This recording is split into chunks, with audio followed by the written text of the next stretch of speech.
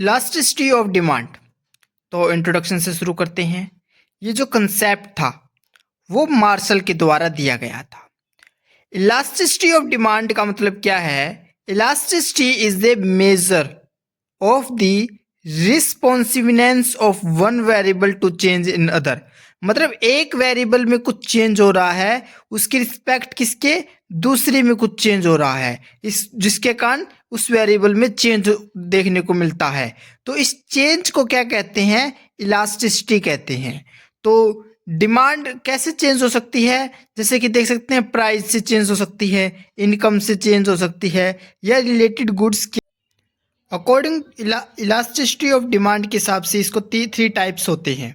सबसे पहला है प्राइस इलास्टिसिटी ऑफ डिमांड, दूसरा इनकम इलास्टिसिटी ऑफ डिमांड, तीसरा क्रॉस इलास्टिसिटी ऑफ डिमांड। अब इन तीनों के विस्तार से समझेंगे। प्राइस इलास्टिसिटी ऑफ डिमांड क्या है? Is the proportional change in quantity demand divided by the proportional change in price. मतलब प्राइस इलास्टिसिटी ऑफ डिमांड का मतलब है कि प्राइस के कारण डिमांड में चेंज होना। तो इसको हम इस तरीके से कह सकते हैं, ये मार्शल और बॉन्डिंग की डेफिनेशन है कि ये जैसे कि इसको कैसे कह सकते हैं कि प्रोपोर्शनल जितना भी चेंज होता है क्वांटिटी डिमांड में, उसको डिवाइड कर देंगे जितना भी चेंज हो रहा है प्राइस के अंदर उससे। तो ये मार्शल बॉन्डिंग की थी। इसमें जैसे कि करो है हमारे पास ज़्यादा ये ओ एक्सिस पे क्वांटिटी ले लेते हैं, प्राइस लेते हैं। यहाँ पर हाई इलास्टिक मतलब फ्लैटर होगा। अगर रिलेटिवली इलास्टिक है, इनलास्टिक है, तो उसे हम स्टिपर के द्वारा डिनोट करेंगे। अब देख सकते हैं elasticity of demand, price elasticity of demand का फॉर्मूला होता है, ये नेगेटिव सिंबल दिखा रहा है कि ये जो कर्व है ये नेगेटिवली डिनोट हो रही हैं। ये नेगेटिव रिलेशनशिप होता है हमारे डिमांड और प्राइस के बीच में। तो जो परसेंटेज चेंज है, proportional change in quantity demand divided by the proportional change in the price. तो इसको कैसे देख सकते हैं हम? जो डिग्री होती हैं प्राइस इलास्टिसिटी ऑफ डिमांड की, वो 5 टाइप की होती हैं। सबसे पहले 5 केस में परफेक्टली इलास्टिक, दूसरा perfectly inelastic, unitary elastic, more than unitary elastic और elastic, less than unitary elastic और इनलास्टिक। तो आप समझते हैं ये क्या 5 केस होते हैं कि ये डिग्री होती है प्राइस इलास्टिसिटी ऑफ डिमांड की। सबसे पहला केस है perfectly elastic, refer to the situation. इसका अर्थ है एक ऐसी सिचुएशन से वैन जब डिमांड इज इन्फिनाइट। जब डिमांड क्या होती है? इन्फिनाइट होती है, डिमांड बहुत ज़्यादा होती है, डिमांड बहुत ज़्यादा हो सकती है एट ए प्रिविलिंग प्राइस। मतलब जितना प्राइस दिया रखा है उस प्राइस के ऊपर डिमांड अनलिमिटेड तक जा सकती है। इट इज़ ए सिचुएशन, ये एक ऐसी सिचुएशन है वेयर जहाँ द स्लाइटेस्ट राइज, थोड़ा बहुत भी राइज हो जाएगा प्राइस में, तो जो क्या होता है, जो कारण बनेगा, quantity demanded of the commodity fall to zero. मतलब कुछ भी थोड़ा बहुत भी अगर चेंज होता है प्राइस के अंदर, तो वो डिमांड को पूरी तरह से कोलैप्स, पूरी तरह से जीरो पर लेकर आ सकता है। जैसे देख सकते हैं कि ये जो प्राइस है एक प्रिविलिंग पेज प्राइस है। इस प्राइस के ऊपर जो है हमारी क्वांटिटी है वो 10, 20, 30 इस तरीके से इन्फिनाइट तक जा सकती है। जो हमारी डिमांड की जो इलास्टिसिटी है वो इन्फिनाइट तक जा सकती है, जिसे हम परफेक्टली इलास्टिक डिमांड कहते हैं। मतलब देखो प्राइस में कुछ चेंज नहीं हो रहा, लेकिन डिमांड में कितना चेंज, इन्फिनाइट तक चेंज देखने को मिलता है, इसे हम परफेक्टली इलास्टिक डिमांड कहते हैं। परफेक्टली इन इलास्टिक डिमांड क्या होती है? ये एक ऐसी सिचुएशन होती है वेयर जा एवन कुछ, एवन मतलब यहाँ तक थोड़ा बहुत भी substantial change in price leaves the demand in unaffected. मतलब क्या करता है कि एक ऐसी स्थिति अगर कुछ भी चेंज हो जाए प्राइस के अंदर, तो वो क्या करेगा? डिमांड में कुछ चेंज नहीं लेकर आएगा, अनअफेक्टेड रहेगी, डिमांड में कुछ चेंज नहीं होगा। जैसे कि यहाँ पर प्राइस 2 हुआ तो भी डिमांड इतनी हो रही थी, अगर प्राइस 4 हुआ तो भी डिमांड इतनी हो रही थी, अगर 6 हुआ तो भी डिमांड इतनी हो रही थी। मतलब डिमांड में कुछ चीज़ हो नहीं रहा, तो हम इसे कहेंगे परफेक्टली इनलास्टिक। मतलब जो इलास्टिसिटी डिमांड में है वो चेंज जीरो है, तो elasticity of demand is equal to zero. Unitary elastic demand क्या है? इट इज ए सिचुएशन, ये एक ऐसी सिचुएशन, एक ऐसी स्थिति है जब चेंज इन क्वांटिटी डिमांड, जब कुछ भी क्वांटिटी डिमांड में चेंज होता है in response to change in price of the commodity, तो उसके रिस्पॉन्स में जो प्राइस है कमोडिटी का उसमें चेंज देखने को मिलता है। इज ये क्या है, तो मतलब क्या होता है कि जो टोटल एक्सपेंडिचर होता है कमोडिटी के ऊपर वो सेम रहता है। मतलब जैसे देख सकते हैं हमारे पास ये जो चेंज देखने को मिलता है, जितना प्राइस में चेंज हो रहा है उसी सेम प्रोपोर्शनल में हमारा डिमांड में चेंज होता है देखने को मिलता है। मतलब जितना सेम एक जैसा कांस्टेंट रहता है, तो जिसमें इस कांस्टेंट कहेंगे तो elasticity of demand is equal to 1 के बराबर होगी। यहाँ पर टी आर इसके ऊपर कांस्टेंट स्थिति देखने को मिलती है जिसे हम यूनिटरी इलास्टिक डिमांड कहते हैं। Greater than unitary elastic demand when change in quantity demand, जब चेंज होता है क्वांटिटी डिमांड में in response to change in the price of the commodity. मतलब देखो जब चेंज देखने को मिलेगा ना क्वांटिटी डिमांड में, उसके रिस्पॉन्स में चेंज देखने को मिलेगा एक कमोडिटी के प्राइस में। इस सच दैट, इस तरीके से देखने को मिलेगा कि total expenditure on the commodity, जो टोटल एक्सपेंडिचर है कमोडिटी के ऊपर जितना खर्चा किया जा रहा है वो इंक्रीज होगा जब प्राइस डिक्रीज होगी। मतलब जैसे प्राइस अगर डिक्रीज हो रही है, प्राइस कम हो रही है, प्राइस कम हो रही है तो हम क्या कर रहे हैं, क्वांटिटी हम ज़्यादा खरीद रहे हैं, क्वांटिटी ज़्यादा खरीद रहे हैं जिसके कारण एक्सपेंडिचर बढ़ रहा है और टोटल एक्सपेंडिचर डिक्रीज, और टोटल एक्सपेंडिचर क्या हो जाएगा, कम हो जाएगा। कब हो जाएगा, जब प्राइस इंक्रीज, मतलब अगर प्राइस बढ़ रही है, प्राइस बढ़ जाते हैं तो क्या होता है, हम जो क्वांटिटी डिमांड कम करने लग जाते हैं जिससे हमारा एक्सपेंडिचर कम होने लगता है। तो इस तरीके की सिचुएशन को हम कहते हैं greater than unitary elastic demand. मतलब क्या होता है, इसमें जो डिमांड है वो क्या होती है, 1 से ज़्यादा होती है, इसमें डिमांड 1 से ज़्यादा होती है। देख सकते हैं कि अगर देखो प्राइस P था, P से P1, मतलब देख सकते हैं इसका डिस्टेंस देख सकते हैं हम कितना बहुत कम है।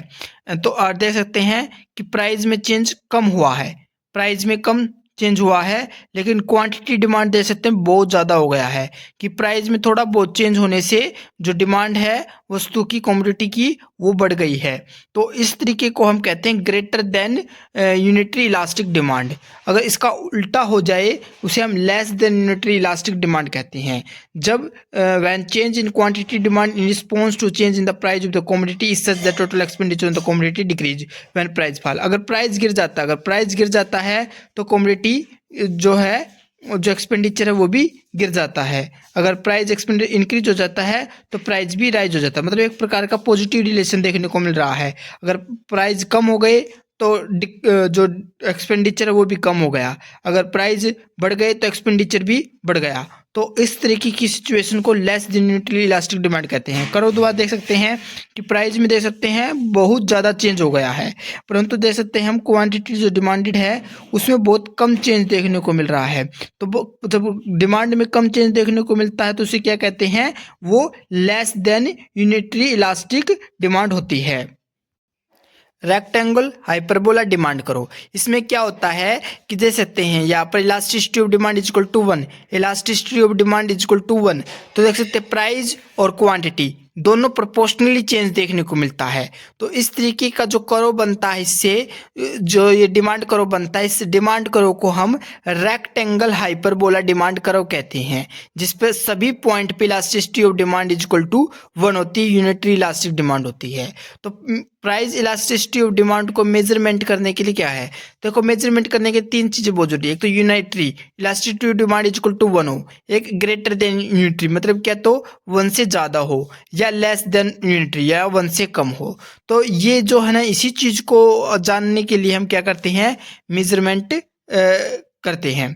तो यहाँ पर 5 मेथड होते हैं इन चीज़ों को मेजरमेंट करने के लिए। सबसे पहला मेथड है टोटल आउटले या टोटल एक्सपेंडिचर मेथड। मतलब क्या है कि एक्सपेंडिचर के द्वारा हम समझेंगे कि किस तरीके का इलास्टिसिटी में चेंज देखने को मिल रहा है। दूसरा प्रोपोर्शनल या परसेंटेज मेथड, इसके परसेंटेज मेथड के थ्रू द्वारा समझेंगे कि कितना डिमांड में चेंज देखने को मिलता है जब प्राइस में चेंज हो रहा है। पॉइंट मेथड में एक स्पेसिफिक पॉइंट के द्वारा देखेंगे, और आर्क मेथड दोनों क्या है, ये ग्राफिक मेथड है जिसमें ग्राफ के द्वारा हम समझते हैं। रेवेन्यू मेथड है एक हमारे पास, जिसमें रेवेन्यू के द्वारा हम समझेंगे कि इसमें प्राइस के कारण कितना चेंज होते हुए देखने को मिल रहा है। तो शुरू करते हैं टोटल एक्सपेंडिचर मेथड से। Doctor Marshall measure of elasticity of demands, it is essential to know how much and in what direction of the total expenditure change as a result of change in the price of good। मतलब एक good के price में change होने से तो expenditure में किस तरीके का चेंज देखने को मिलता है, कितना चेंज देखने को मिलता है, किस डायरेक्शन में चेंज देखने को मिलता है, वो समझेंगे टोटल एक्सपेंडिचर मेथड से। तो यहाँ पर देख सकते हैं कि प्राइस देख सकते हैं 2, 4, 1, 4, 2, 8 है। तो देख सकते हैं प्राइस 2 है तो कितनी क्वांटिटी है 4 लेते हैं, एक्सपेंडिचर कितना है 8। अगर प्राइस 4 हो जाए तो हम कितनी क्वांटिटी ले रहे हैं 2, तो इससे एक्सपेंडिचर कितना है 8।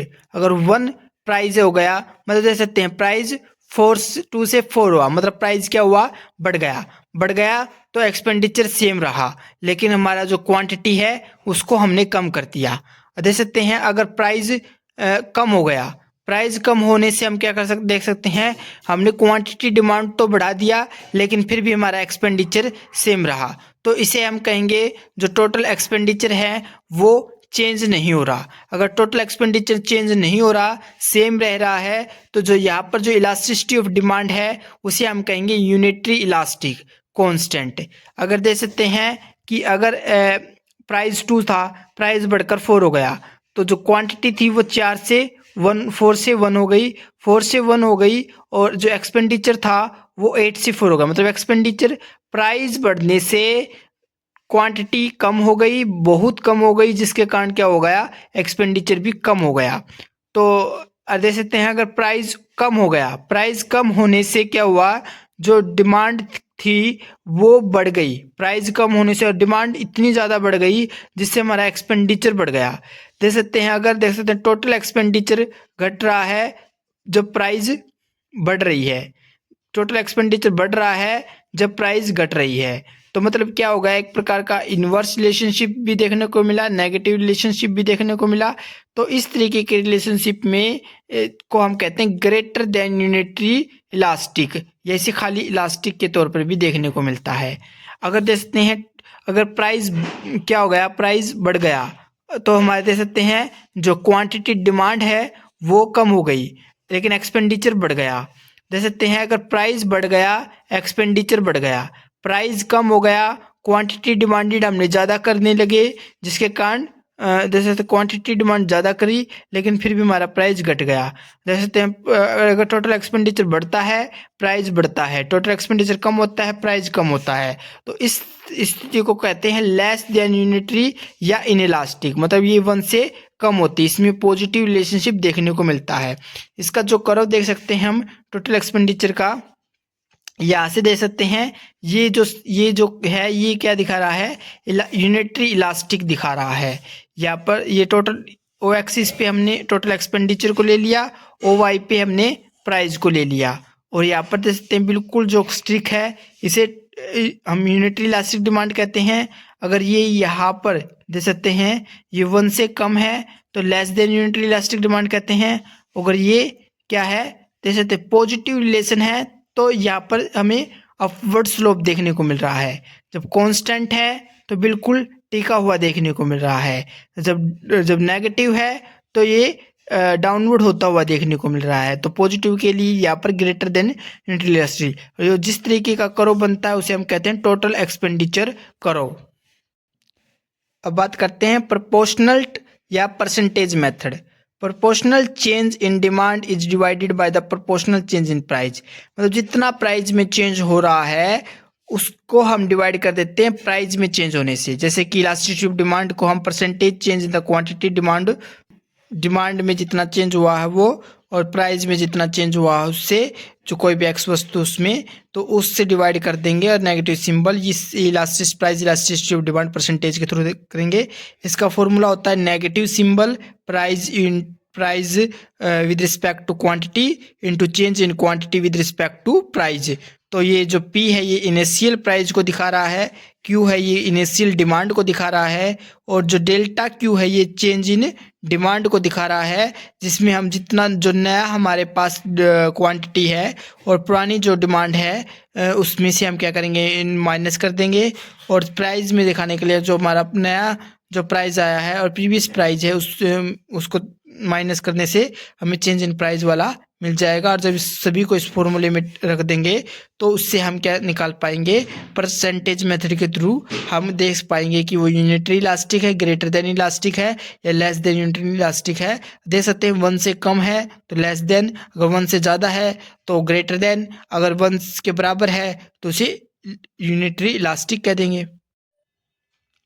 पॉइंट मेथड, तो पॉइंट मेथड क्या है, calculated on single point of the demand करो। डिमांड करो के एक सिंगल पॉइंट के थ्रू हम देखेंगे कि प्राइस इलास्टिसिटी मतलब डिमांड में क्या इफेक्ट देखने को मिल रहा है कि कुछ प्राइस में चेंज होने से, वो भी एक पॉइंट मेथड के थ्रू।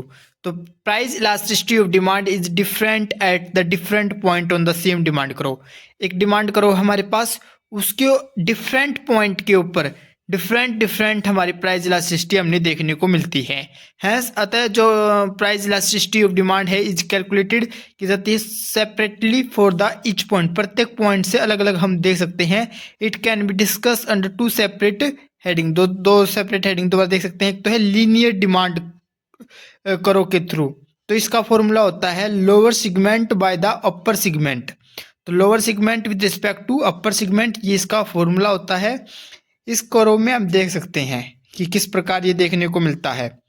तो देख सकते हैं कि ये पूरी लीनियर डिमांड करो है, इसका हर एक पॉइंट देख सकते हैं। बीच का पॉइंट क्या दिखा रहा है, elasticity of demand is equal to 1, और इससे कम है तो क्या है, less than elasticity of demand, और यहाँ पर ए पॉइंट पर इन्फिनिटी, और डी पॉइंट पे देख सकते हैं यहाँ पर इससे 1 क्या है, इलास्टिसिटी ऑफ डिमांड 1 से कम है, और यहाँ पर 1 पे ज़्यादा है तो ऊपर ज़्यादा जा रही है, और नीचे कम तो ज़्यादा जा रही है, और ऊपर ज़्यादा गई तो और ज़्यादा चली गई, इसलिए यहाँ पर इन्फिनिटी।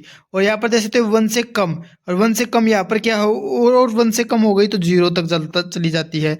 तो इस प्रकार एक पॉइंट के थ्रू हम क्या देख सकते हैं, पूरी प्राइस इलास्टिसिटी ऑफ डिमांड को नोट कर सकते हैं। यहाँ पर ओ एक्सिस पे क्वांटिटी डिमांड ली हुई है, यहाँ पर प्राइस लिया हुआ है। यहाँ पर देख सकते हैं ये कैसे पॉइंट लोअर सेगमेंट अपर सेगमेंट ये कैसे बनकर आया है, ये इस पूरे इस ट्रायंगल के थ्रू आया है, जिसमें हम अलग अलग ये पूरे जो ट्रायंगल हैं जो हमारे बनते हैं ट्रायंगल, उनके जो कंजुगेंट दिखाते हुए सेम दिखाते हुए हम पूरे लोअर पोर्शन ऑफ डिमांड करो और अपर पोर्शन ऑफ डिमांड करो तक पहुंचते हैं, जिससे हमारी ये लाइन बनती है। तो इसी को हम कहते हैं पॉइंट मेथड के थ्रू प्राइस इलास्टिसिटी को जांच करना। तो लीनियर डिमांड करो के अंदर था, आप देख सकते हैं नॉन लीनियर डिमांड करो के अंदर, जब डिमांड करो इज नॉन लीनियर मतलब वो बिल्कुल एक सेम नहीं होता, this then it know the price elasticity at any point, किसी भी पॉइंट पर डिमांड करो कि क्या है, एक टेंजेंट ड्रॉ की जाती है, टच करती है पॉइंट को, ये जो पॉइंट है वो डिवाइड कर देते हैं टेंजेंट को 2 पार्ट में, एक तो लोअर सेगमेंट और अपर सेगमेंट। जैसे कि ये दिखाया हुआ है कि ये बिल्कुल एक डिमांड करो है, ये जो डिमांड करो है ये बिल्कुल इस लाइन समझ सकते हैं, इसको टेंजेंट करती हुई जा रही है, तो ये जो 2 पोर्शन में डिवाइड कर देती है, तो इसे लोअर सेगमेंट और अपर सेगमेंट के थ्रू हम दे सकते हैं। अगला हमारा है आर्क मेथड। तो आर्क मेथड में क्या होता है, वह जब elasticity of demand is calculated between the 2 separate point on it demand करो। एक प्रकार का आर्क सा बनता है 2 पॉइंट को अलग अलग सेपरेट करते हुए, तो ये जो है इसे हम आर्क इलास्टिसिटी कहते हैं। तो इसमें देख सकते हैं कि ओ एक्स पे हमारे पास क्वांटिटी दी हुई है और ओ वाई पे प्राइस दिया हुआ है। जब प्राइस इतना है तो क्वांटिटी इतनी है, जब प्राइस कम हो गया तो क्वांटिटी बढ़ गई। तो यहाँ से एक पूरा डिमांड करो बनता है, ए बी 2 डिमांड करो बनते हैं, ए बी 2 पॉइंट बनते हैं, तो ये आर्क है। और ये आर्क क्या दिखा रहा है, हमारी प्राइस इलास्टिसिटी को दिखा रहा है। कैसे दिखा रहा है, जो प्राइस इलास्टिसिटी है इज इक्वल टू हम कहेंगे, यहाँ पर नेगेटिव सिंबल ही लेंगे क्योंकि प्राइस इलास्टिसिटी का नेगेटिव ही होता है, डिमांड और प्राइस के रिलेशन जो होता है वो नेगेटिव होता है, इसलिए नेगेटिव सिंबल ले लिया।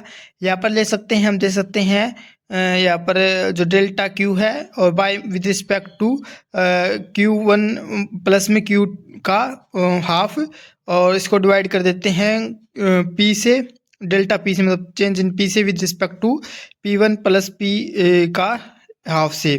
तो इस तरीके से हम दे सकते हैं। बाद में पूरा इसका एक बन जाता हमारे पास, ये पूरा पोर्शन बन जाता है माइनस और change in Q with respect to Q1 plus में Q इंटू में P1 plus P with respect to change in P।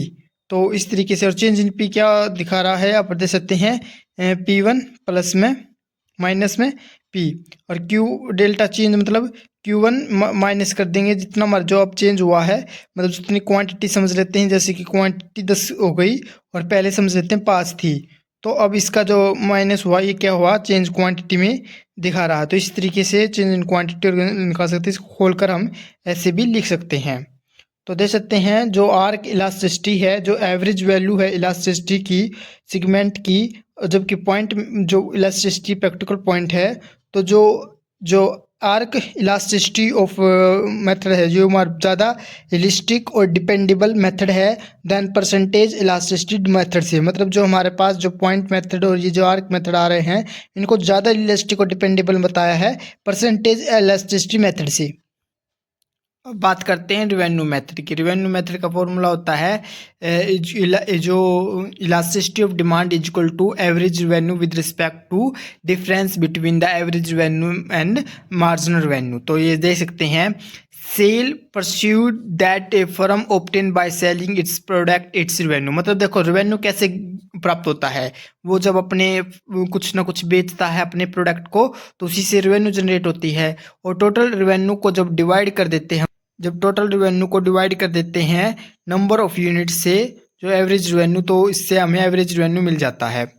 Addition made by the total revenue by the sale of one more unit of good is marginal revenue. जब addition बात करें तो made to the total revenue by the sale of one more unit, एक से ज़्यादा unit को cell करना, मतलब एक यूनिट और ज़्यादा सेल करना क्या कहलाएगा, मार्जिनल रिवेन्यू कहला देगा। यहाँ पर देख सकते हैं, यहाँ पर इस प्रकार का एक कर्व बनता है, और elasticity of demand is equal to lower segment by the upper segment, और ये पूरा एक ट्रायंगल के थ्रू हम दे सकते हैं इस पूरे शेप को। ये पूरा जो है कैलकुलेशन और ऐड, ये पूरे इस सिंबल को दिखाता है। अंत में हम इस स्तर पर पहुंचते हैं कि elasticity of demand is equal to average revenue by the average revenue minus में मार्जिनल रिवेन्यू। तो इस तरीके की रिस्पेक्ट को हम कहते हैं किसके थ्रू, रिवेन्यू मेथड के थ्रू प्राइस इलास्टिसिटी को चेक करना कि किस तरीके की इलास्टिसिटी है। तो कौन कौन से फैक्टर हैं जो प्राइस इलास्टिसिटी को इफेक्ट करते हैं। सबसे पहले नेचर ऑफ कमोडिटी। कमोडिटी की नेचर किस प्रकार का है, जैसे कि नेसेसिटीज, अगर कोई ज़रूरी चीज़ है जैसे कि सोल्ट, केरोसिन, मैच बॉक्स, कोई ज़रूरी चीज़ है, तो उसकी जो डिमांड है उसमें बदलाव देखने को नहीं मिलता, तो वहाँ पर इन इलास्टिक होता है, मतलब elasticity of demand is equal to 0 होती है। क्यों, क्योंकि पीपल को ये ज़रूर खरीदने पड़ते हैं, चाहे इसका प्राइस कुछ राइज भी हो जाए तो भी लोग इसको खरीदेंगे, क्योंकि ये ज़रूरी चीज़ें हैं। अगर कोई चीज़ कंफर्ट की है जैसे कि फैन, मिल्क, कूलर, तो इसमें क्या होती है कि इसकी डिमांड लोग यूनिट इलास्टिक है, मतलब जितना प्राइस बढ़ेगा अगर उतनी कम करेंगे, अगर उसे सेम कांस्टेंट में करते हैं, अगर प्राइस कम हो रहा है तो सेम ही क्वांटिटी, जितना प्राइस चेंज हो उसी की सेम क्वांटिटी में वे खरीदते हैं। तो देख सकते हैं यूनिट इलास्टिक देखने को मिलती है, क्योंकि इसमें मॉडरेट रिस्पॉन्स देखने को मिलता है प्राइस चेंज की तरफ। Luxuries, AC, jewellery, costly furniture, ये सब क्या है, जो लग्जरी चीज़ें हैं, जो कंफर्ट से ज़्यादा आगे बढ़ जाती हैं चीज़ें, तो वहाँ पर जो है ना इलास्टिसिटी ऑफ डिमांड 1 से ज़्यादा देखने को मिलती है। अगर देखो डिमांड चेंज लोट, डिमांड में बहुत सारा चेंज देखने को मिल सकता है, बहुत लोट बहुत, जब प्राइस में कुछ भी चेंज हो, तो ये जो चीज़ें हैं ना उसमें 1 से ज़्यादा होती है, इसमें मतलब यहाँ पर ज़्यादा डिमांड की जा सकती है। अवेलेबिलिटी ऑफ सब्सटीट्यूट, मतलब इफ़ क्लोज सब्सटीट्यूट एग्जिस्ट, अगर किसी चीज़ का क्लोज सब्सटीट्यूट एग्जिस्ट करता है, जैसे कि चाय, कॉफ़ी, पेन, बेल या सैंडल, चैपल्स, एक अगर इनका क्लोज सब्सटीट्यूट है तो इलास्टिसिटी ऑफ डिमांड 1 से ज़्यादा होगी। अगर नहीं है तो क्या होगा, जैसे एक सिगरेट, लिकर, तो अगर इनकी क्लोज सब्सटीट्यूट नहीं है तो वहाँ पर इन इलास्टिक डिमांड अर्थात elasticity of demand is equal to 1 0 की देखने को मिलेगी। डिफरेंट यूज ऑफ कमोडिटी, मतलब क्या है, अगर किसी चीज़ की ज़्यादा यूज है, जैसे कि इलेक्ट्रिसिटी है, अगर इलेक्ट्रिसिटी सस्ती हो जाए तो हम बहुत सी चीज़ों में यूज करने लग जाएंगे, जैसे कि हम कूलिंग के लिए सर्दी में हीटिंग के लिए, लाइटिंग के लिए, तो अलग अलग यूज कर सकते हैं इसको। एट हाई प्राइस पे पीपल क्या करते हैं, रिस्ट्रिक्ट कर देते हैं, कम यूज करना शुरू कर देते हैं लाइटिंग का। तो यहाँ पर मोर इलास्टिक देखने को मिलती है, एक से ज़्यादा देखने को मिलती है। अगर प्राइस में कुछ चेंज देखने को मिलेगा तो लोग ज़्यादा उसकी डिमांड करेंगे या कम करेंगे हिसाब से। पोस्टपोनमेंट ऑफ यूज, मतलब किसी कोई कमोडिटी कोई कंजप्शन करनी है हमने, लेकिन हम जानते हैं कि हम इसको फ्यूचर में भी पोस्टपोन कर सकते हैं। ऐसी जो कमोडिटी होती हैं उसकी जो डिमांड होती है वो हाई इलास्टिक होती है। अगर हम कैन नॉट बी पोस्टपोन, अगर पोस्टपोन नहीं कर सकते फूड का, जब एंग्री हो, वोटर जैसे थ्रस्टी, तो ये इनइलास्टिक डिमांड होती है। इसकी डिमांड में चेंज देखने को नहीं मिलता इतना ज़्यादा, अगर प्राइस में ऊपर नीचे कुछ भी चेंज हो तो। लेकिन जो चीज़ें हम फ्यूचर में पोस्टपोन कर सकते हैं उनके लिए, जो अगर प्राइस ज़्यादा है तो उसकी डिमांड बहुत गिर सकती है, अगर प्राइस कम है तो उसको खरीदना स्टार्ट, उसकी डिमांड बढ़ सकती है। तो यहाँ पर हाई इलास्टिक देखने को मिलेगी जो पोस्टपोन्ड है। अगर पोस्टपोन नहीं कर सकते तो इन इलास्टिक डिमांड होगी।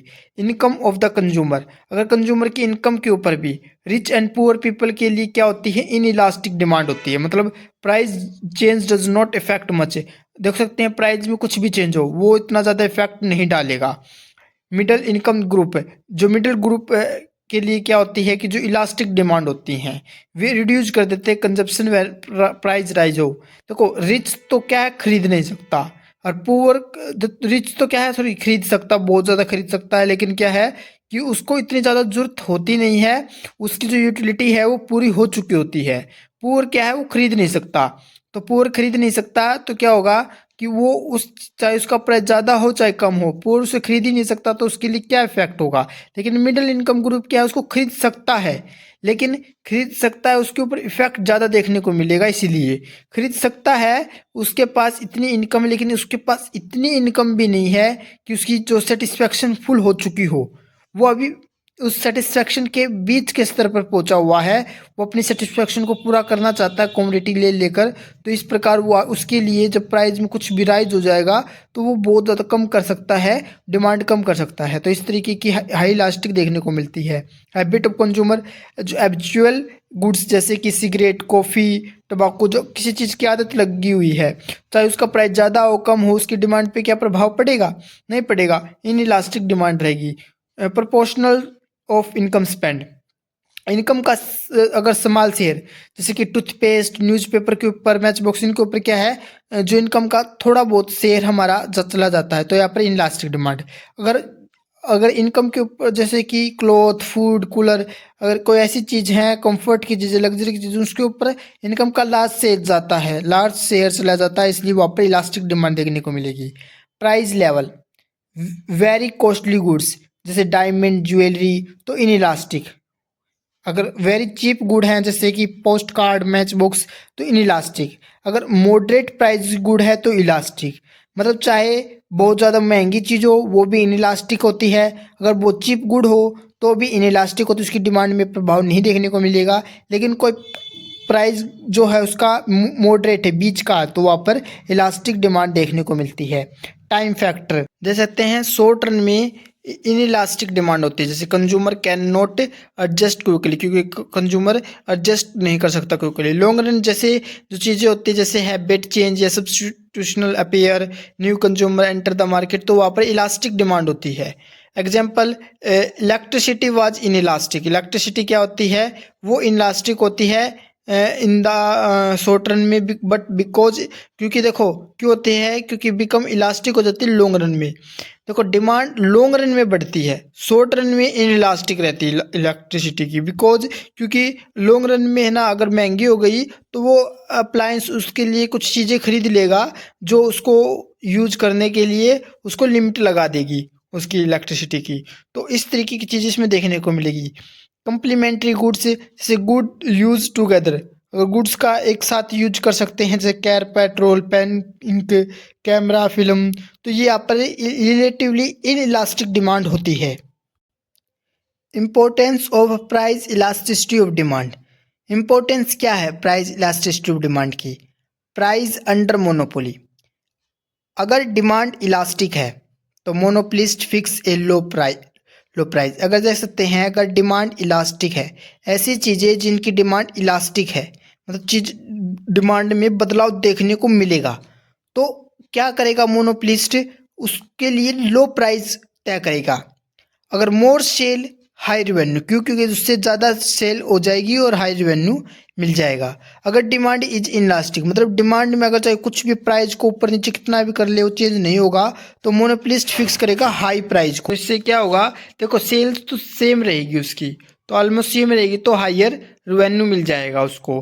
प्राइस डिस्क्रिमिनेशन, एक मोनोपोलिस्ट चार्ज कर सकता है different price to different buyer से। कंज्यूमर विद इनलास्टिक डिमांड, अगर कंज्यूमर के इनलास्टिक डिमांड है मतलब वो चेंज नहीं कर सकता अपनी डिमांड को। मतलब जैसे कि अब इलेक्ट्रिसिटी है, उसको यूज़र को चाहिए, चाहे उसका प्राइस ज़्यादा हो, तो इसके बिना उसका काम नहीं चलेगा।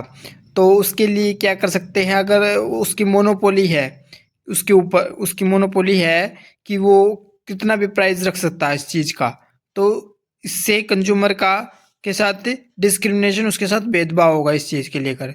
कंज्यूमर विद इलास्टिक डिमांड, अगर कंज्यूमर की इलास्टिक डिमांड है तो इंडस्ट्रियल यूजर जैसे कि उस डिमांड को चेंज कर सकता है वो। अगर कुछ भी चेंज हो जाए, अगर थोड़ा बहुत भी उसके प्राइस में चेंज देखने को मिलेगा, तो वो चेंज कर देगा अपनी डिमांड को। तो इसके लिए, इससे बचने के लिए कि जो इंडस्ट्रियल है क्या करेगी, वो प्राइस को कम रखेगी। Joint supply good, some goods are produce together, कुछ गुड्स है वो एक साथ प्रोड्यूस की जाती हैं। Cotton and cotton seeds, oil and oil cake. तो जो गुड्स विद इनलास्टिक डिमांड, ऐसी जो गुड्स हैं उसके साथ जो देखो गुड्स विद इलास्टिक डिमांड होगी ऐसी गुड्स के साथ, तो हायर प्राइस होगा। अगर गुड्स विद इलास्टिक डिमांड, अगर कुछ गुड्स ऐसी हैं जिनको ज्वाइंट सप्लाई कर सकते हैं लेकिन उसकी जो इलास्टिक डिमांड है तो वहाँ पर लोअर प्राइस देखने को मिलेगा। Finance minister and tax policy, tax on elastic demand, मतलब जैसे देख सकते हैं कि अगर कोई डिमांड बदल सकते हैं, डिमांड में बदलाव देखने को मिलेगा, तो क्या होगा कि लेस रेवेन्यू मिलेगा, बिकॉज क्योंकि डिमांड गिर जाएगी जल्दी से। तो टैक्स जो है इलास्टिक गुड पे लगा दिया गया, लगाते हैं तो लेस रेवेन्यू मिलता है। और टैक्स ऑन इलास्टिक गुड्स, अगर जो चीज़ें बदलेगी नहीं, मतलब ऐसा कि उसकी डिमांड में परिवर्तन नहीं आएगा, उनको लेना ही लेना पड़ेगा कंज्यूमर को, तो वहाँ पर जो टैक्स उसके ऊपर लगाया है तो उससे गवर्नमेंट को ज़्यादा रेवेन्यू मिलेगा, क्योंकि डिमांड है वो सेम रहेगी, वो ऑलमोस्ट द सेम रहेगी, इसलिए वो चेंज नहीं कर सकते। बर्डन ऑफ टैक्सेशन, मतलब अगर डिमांड इलास्टिक है, डिमांड बदल नहीं सकते, तो बर्डन गिरेगा किसके ऊपर? कंज्यूमर के ऊपर, क्योंकि दे कंटिन्यू टू बाय, उनको लगातार उसको खरीदना पड़ेगा, चाहे उसका प्राइस कितना ही हो, even at the high price के ऊपर भी उनको लेना ही पड़ेगा। अगर डिमांड इलास्टिक है मतलब डिमांड में कंज्यूमर बदल सकता है, जो कमोडिटी है उसकी जगह कोई दूसरी कमोडिटी ले लेगा, तो इससे क्या होगा? जो बर्डन है वो प्रोड्यूसर के ऊपर ज़्यादा रहेगा, क्योंकि जो कंज्यूमर है वो डिमांड कम कर देगा अगर वो प्राइस ज़्यादा कर देगा। तो इंटरनेशनल ट्रेड, अगर एक्सपोर्ट हैव इनलास्टिक डिमांड, मतलब ऐसी चीज़ों की एक्सपोर्ट कर रहे हैं, ऐसी चीज़ों को बेच रहे हैं विदेश के अंदर जिसकी डिमांड क्या है, बदल नहीं सकती, वहाँ पर उनको खरीदना पड़ेगा। तो क्या कर सकते हैं, जहाँ पर जैसे भारत देश से भेजा गया दूसरे देश में, तो वहाँ पर हम बहुत ज़्यादा महंगे बेच सकते हैं सामान को। अगर देख सकते हैं अगर इलास्टिक डिमांड है, अगर देख सकते हैं अगर हम विदेश में सामान भेज रहे हैं, अगर वहाँ पर जो कंट्री है वहाँ पर उस की डिमांड को कम कर सकते हैं, कंज्यूमर उसको खरीदेंगे नहीं अगर प्राइस ज़्यादा हो जाएंगे, तो इसके लिए हमें प्राइस कम रखना पड़ेगा टोटल आउटपुट एक्सपोर्ट करेंगे। तो नेशनलाइजेशन पॉलिसी, पब्लिक जैसे यूटिलाइज करती है रेलवे, इलेक्ट्रिसिटी, वाटर सप्लाई, जो इनकी क्या होती है, इनलास्टिक डिमांड होती है, मतलब इनका प्राइस ज़्यादा कम कितना ही हो, उनको डिमांड में बदलाव नहीं कर सकते। तो अगर प्राइवेट फर्म रन देन, अगर प्राइवेट इनको चलाने लग गई तो दे में एक्सप्लॉइट कर सकते हैं, शोषित कर सकते हैं कंज्यूमर को हाई प्राइस से। दैट्स वाई इसी कारण जो गवर्नमेंट है वो नेशनलाइज कर देती है इन चीज़ों को, अपने राष्ट्रीयकरण कर देती है, अपने अंदर ले लेती है सच सर्विस, इसी सर्विस को, ताकि कंज्यूमर को प्रोटेक्ट किया जा सके। Wage determination, labour union consider elasticity of demand for the labour. जैसे कि देख सकते हैं, अगर demand for labour is elastic, मतलब क्या है कि अगर डिमांड जो लेबर की है वो बदल नहीं सकते, उनको उनकी से मतलब उतने ही है, मतलब लेबर कम है, मतलब वहाँ पर समझो, तो लेबर कम है तो लेबर क्या कर सकते हैं, वो हाई वेज लेंगे। अगर लेबर इलास्टिक है मतलब क्या है कि लेबर को बदला जा सकता है, जो इंडस्ट्री चाहे तो उस वर्कर को निकाल देगी, अच्छा दूसरे वर्कर को लगा लेगी, क्योंकि वहाँ पर वर्करों की कमी नहीं है। अगर डिमांड इलास्टिक है, बदल सकते हैं, तो wage increase is difficult, wage को बढ़ाना डिफिकल्ट हो जाता है इसी जगह पर। वहाँ पर अगर वेज की बात रखेंगे भी तो वहाँ पर नहीं होगा, काम नहीं बन पाएगा। Paradox of poverty scenes in agriculture, अगर देख सकते हैं गरीबी का पैराडॉक्स कैसे देखने को मिलता है एग्रीकल्चर में, देख जैसे कि demand for firm produce is elastic, मतलब जो डिमांड है फर्म जो प्रोडक्ट है वो इज इनलास्टिक है, तो क्या होगा, मतलब बदल नहीं सकते। तो जब जब सप्लाई इंक्रीज प्राइस फॉल, अगर सप्लाई बढ़ा रहे हैं तो प्राइस गिर रहा है, मतलब देख सकते हैं कि इनलास्टिक है, डिमांड बदल नहीं सकते, डिमांड उतनी ही रहेगी, कंज्यूमर को लेना ही पड़ेगा। अगर उसकी लेकिन लेना ही पड़ेगा, जैसे प्याज है, कंज्यूमर लेगा प्याज को, अगर उसकी लेकिन सप्लाई बढ़ जाती है तो प्राइस गिर जाते हैं। तो हम कहते थे कि ऐसी चीज़ों के लिए तो वो काम कर सकता है ना, इनलास्टिक है तो वो क्या कर सकता है, वो प्राइस को बढ़ा सकता है, लोगों को खरीदना ही पड़ेगा। बट वो सप्लाई इतनी ज़्यादा हो गई कि जिससे प्राइस गिर रहा है। तो ये पैराडॉक्स ऑफ पॉवर्टी की तरफ ये सीन एग्रीकल्चर में देखने को मिलता है। Demand does not rise much, demand इतनी ज़्यादा नहीं बढ़ सकती। Farmer income fail even after good harvest, मतलब अगर देखो अच्छा किसान अच्छा कर रहा है, अच्छा पैदावार कर रहा है और डिमांड भी इनलास्टिक है, लेकिन फिर भी उसको गरीबी में रहना पड़ रहा है। तो ये क्या है, पैराडॉक्स ऑफ पॉवर्टी है। इस चीज़ की इलास्टिसिटी ऑफ डिमांड देखने को मिलती है। आगे हम जो इनकम इलास्टिसिटी ऑफ डिमांड और क्रॉस इलास्टिसिटी ऑफ डिमांड अगले पार्ट्स में समझेंगे। Thanks for watching. और है ना, पीडीएफ के लिए आप टेलीग्राम ज्वाइन कर सकते हो, लिंक डिस्क्रिप्शन में दी हुई है। Thanks for watching.